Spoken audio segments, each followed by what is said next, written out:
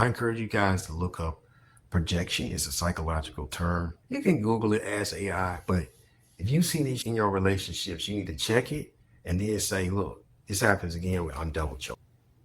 Projection is a deal breaker in a relationship. If they're doing this shit and they can't address their own mess and they want to throw it at you all the time, you got to cut them off. Because here's why. It can put you in a constant place of defense where you're constantly trying to show them, no, I'm not that, I'm not that.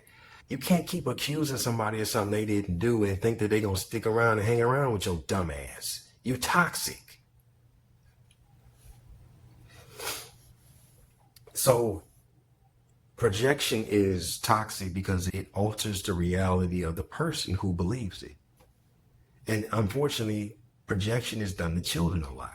The parent will be projecting their own shit onto the kid. And the kid be always thinking about some, maybe I got to change to be liked by my parent. And they're doing all these things to try to fit their parent. And the parent is full of shit. There's nothing to change. The child ain't doing nothing wrong.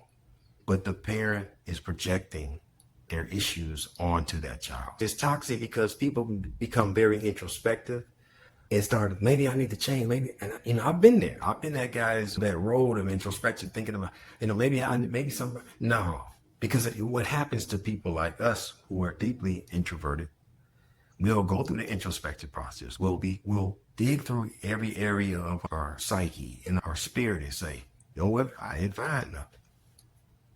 Because I want to be a better person. If you're saying something wrong with me, I want to be a better person. But if I search and ain't nothing there, you full of shit. I'm going to come back and see you the fucking problem.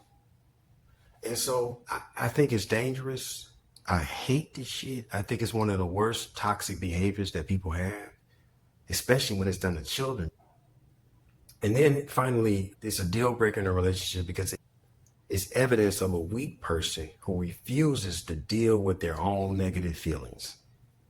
They don't want to grow. So I'm a man of growth. Okay, I want to grow. I want to be better than the man I was 5 years ago, yesterday. And I'm doing that. I'm a man of healing and growth and being a better person. You have to look at your own mess. Whatever you're dealing with in life, you got to fucking face that shit. Whatever happened to you in the past, you got to face that shit. But these motherfuckers will bury their feelings, bury all the negativity, and then start telling everybody else they ain't shit. No, you ain't shit. You full of shit.